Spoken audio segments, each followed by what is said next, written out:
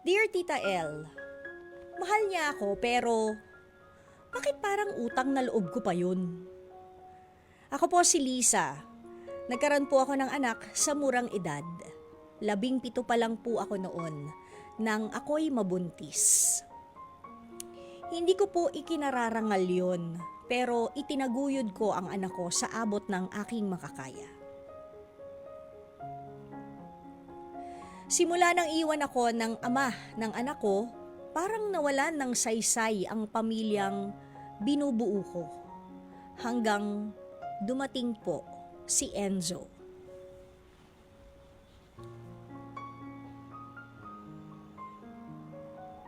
Pareho po kaming 22. Simulat sa Paul, alam niya ang totoo kong kalagayan at tanggap naman po niya yon. Unti akong naniwala ulit sa pag-ibig. Maayos naman ang simula ng pagsasama namin. Hanggang sa magdesisyon kaming tumira na po sa iisang bubong. Pero hindi pa man lumilipas ang isang taon, doon ko nakita ang unti-unting pagbabago.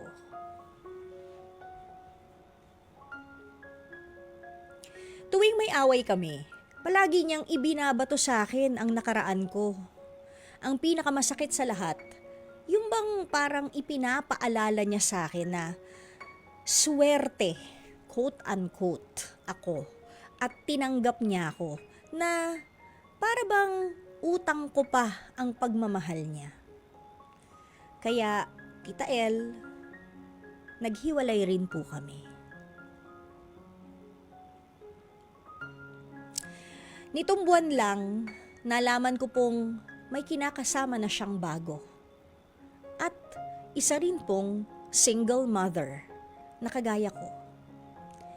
Hindi ako nasasaktan para sa sarili ko pero ang bigat sa dibdib na baka maranasan din niya ang mga naranasan ko kay Enzo.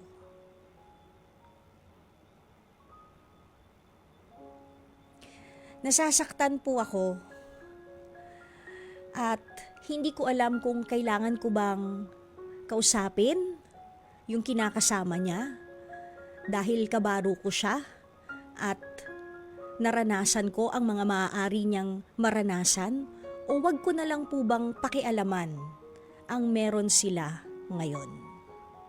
Gumagalang, Lisa. Alam mo, Lisa, sa tingin ko, itong naging jowa mo, yung ex mo, because pareho kayong 22 at that time nung naging kayo at sabi nyo nga, well, tama ba? You were 22 nung time na yon and then nung nagkawalaan kayo, I guess parehas pa siguro mas mature ang utak mo kumpara sa yung maturity level ng utak nung ex mo. Kaya siguro lagi niyang isinusumbat sa na ang swerte mo nga dahil single ako at pinatulan pa kitang single mother ka.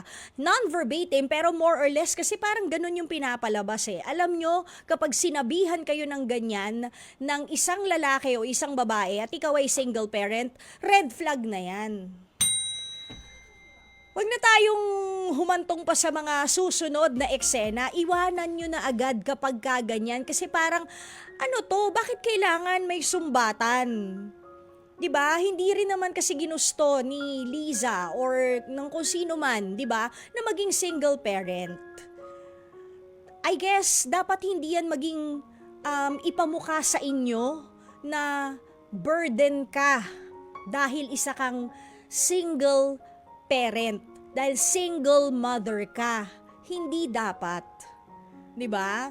So, red flag na 'yun eh. May pagka-narcissist 'yun eh, yung sinasabing gano'n na may panunumbat. That's also a form of gaslighting if you ask me. 'Di ba?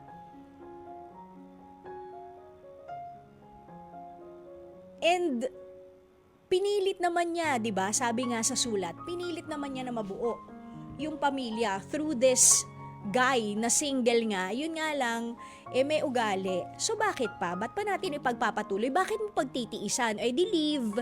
Sa tanong naman, Liza, kung dapat mo bang i-confront yung kinakasama ngayon ng ex mo, wag na, hayaan mo na. Kasi baka nga ikaw pa yung mapasama. 'Di ba?